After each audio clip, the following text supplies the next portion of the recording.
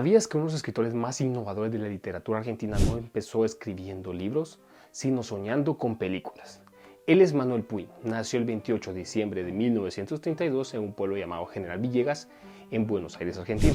Y no era cualquier pueblo, era el típico lugar donde todos se conocen, donde hay secretos, chismes y muchas apariencias. Ese ambiente lo marcaría tanto que luego lo convertiría en su escenario literario, con el nombre de Coronel Gallegos. Pero lo que más lo marcó fue el cine. Su mamá lo llevaba desde muy pequeño al cine teatro español. A los 3 años ya era un fanático de las películas. Esa fascinación por el cine moldeó toda su manera de escribir. Su estilo se parece más a una película que a una novela. Esto porque usa monólogos inferiores, diálogos cruzados y múltiples voces, como si se tratara de múltiples escenas específicamente de una película. De joven estudió arquitectura, pero no era lo suyo.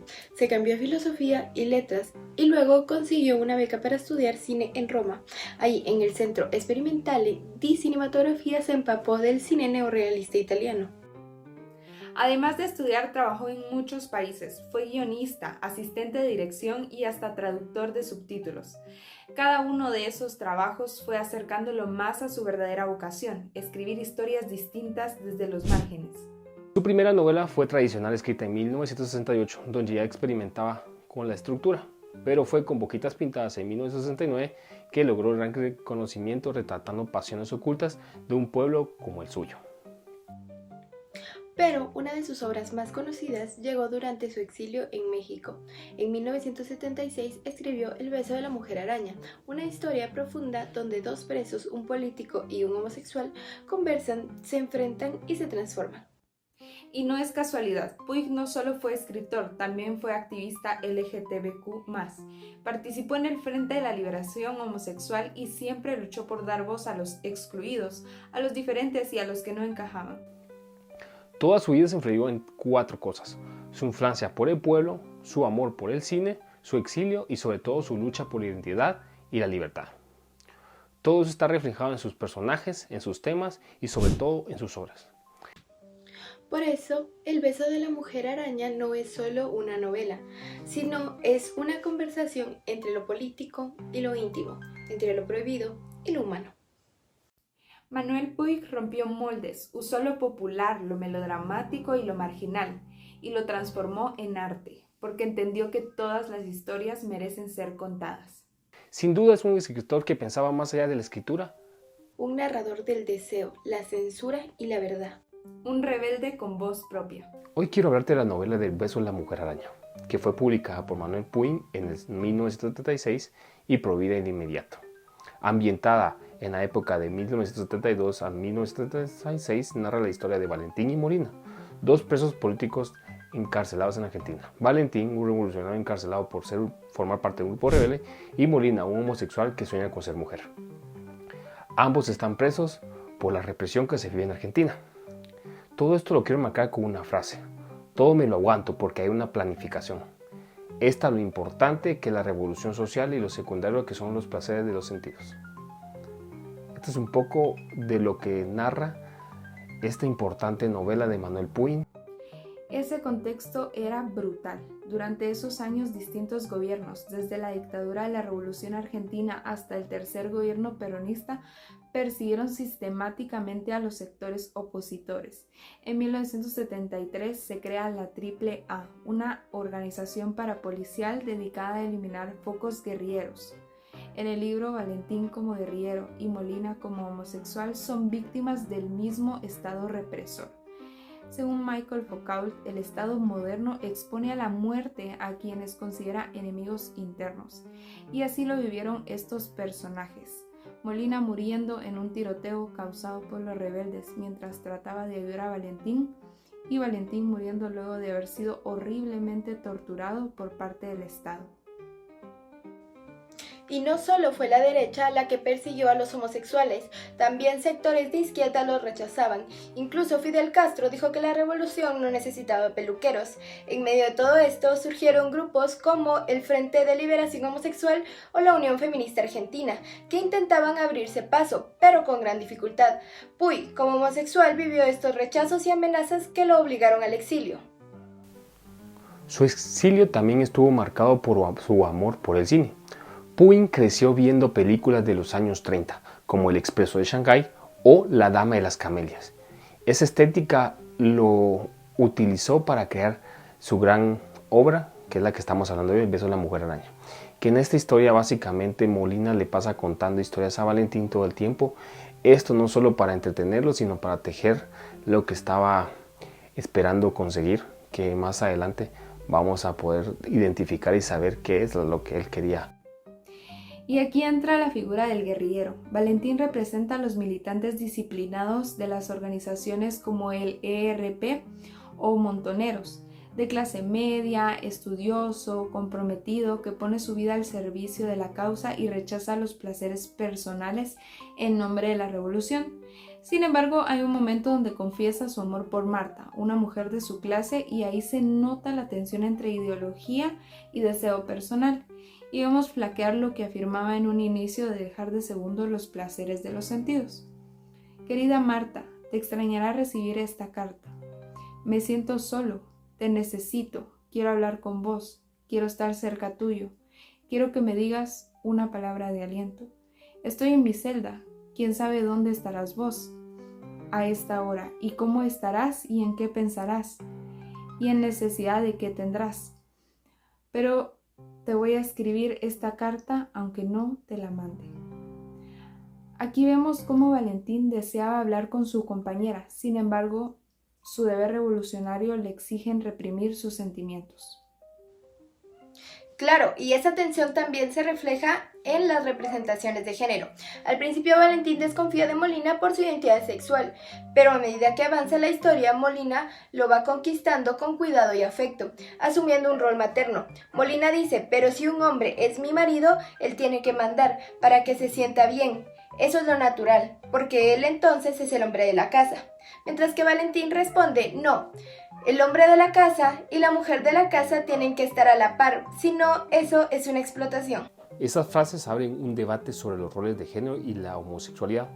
Molina representa una identidad conservadora que aspira al modelo tradicional de una mujer. Por otro lado, Valentín critica esa sumisión, pero no ofrece nuevas alternativas. Le propone ajustarse al modelo heterosexual sin sumisión. Eso demuestra cómo incluso dentro de los discursos progresistas existen límites. Puig nos demuestra esta contradicción, cómo el amor y la política pueden cruzarse, pero también chocan con barreras sociales y personales. La celda donde viven se convierte en el único lugar donde ambos pueden ser ellos mismos. Una celda que paradójicamente es más libre que la Argentina del exterior. La novela en sí misma es un acto político. Puig junta dos figuras marginales, el guerrillero y el homosexual, y las hace convivir, dialogar y cuidarse. Así desafía los discursos dominantes de su época, y por eso fue censurado. El beso de la mujer araña no solo cuenta una historia, es una denuncia, una crítica y también un sueño de libertad. Puig, con su prosa y sus personajes, nos recuerda que la lucha por la dignidad puede venir de lugares menos esperados. Una celda, un cuento, un beso. En una celda oscura, dos hombres comparten algo más que su encierro. Comparten su historia, su miedo y su resistencia. El beso de la mujer araña de Manuel Puig nos enseña un mundo de represión, deseo y libertad. La temática principal de esta novela es la represión, tanto política como social, y la lucha por la libertad individual frente a un régimen autoritario y opresor. La política que castiga las ideas, la social que margina lo diferente y la interna que silencia emociones. Valentín, un revolucionario, Molina, un hombre homosexual. Ambos encerrados, ambos buscan la forma de ser libres. Temas secundarios que enriquecen la trama.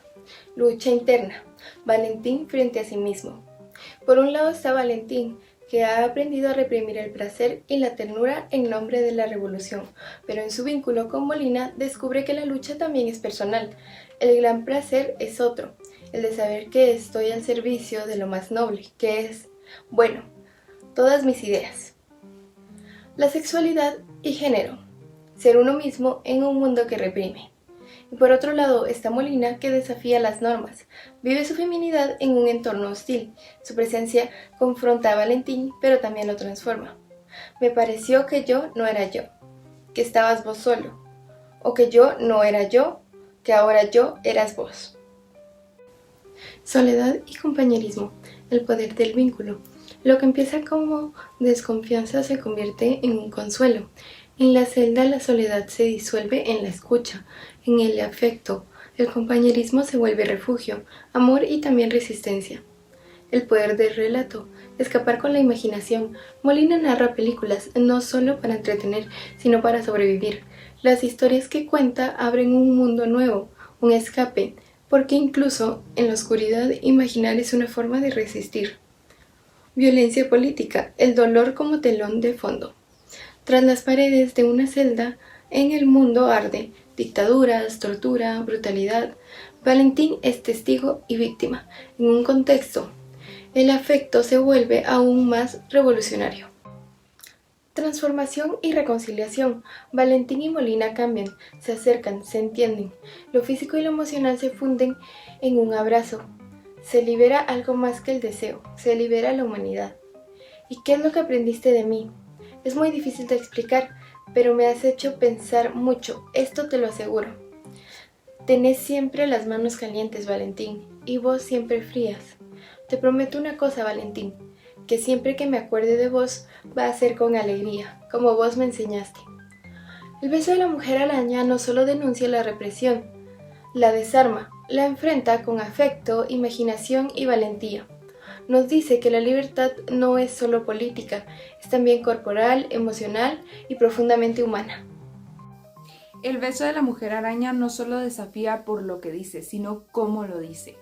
Manuel Puig transforma la forma tradicional de narrar y nos sumerge en una experiencia literaria íntima, compleja y profundamente innovadora.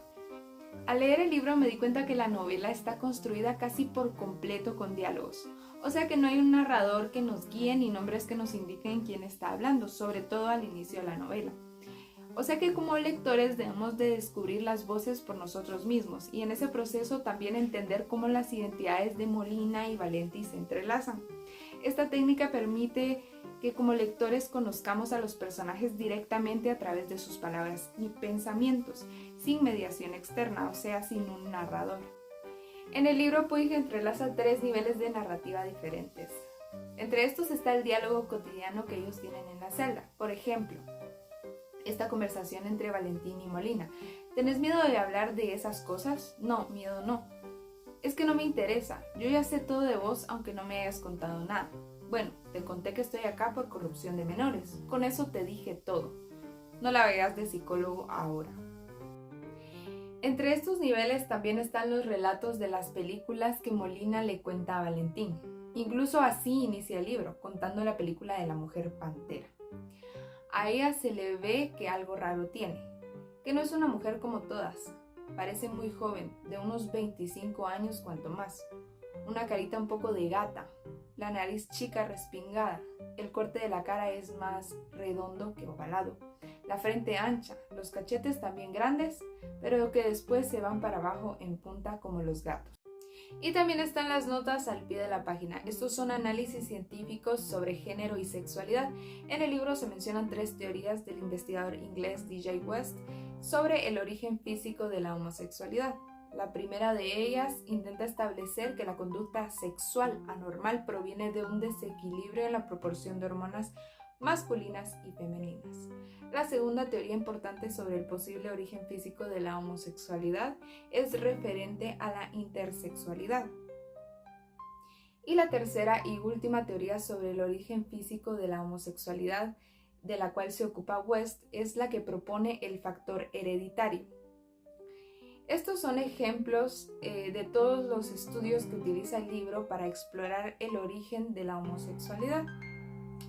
Estos 3 niveles que mencioné se cruzan y se compaginan entre sí y se convierten en algo más que una novela, una reflexión profunda sobre la sexualidad y su origen.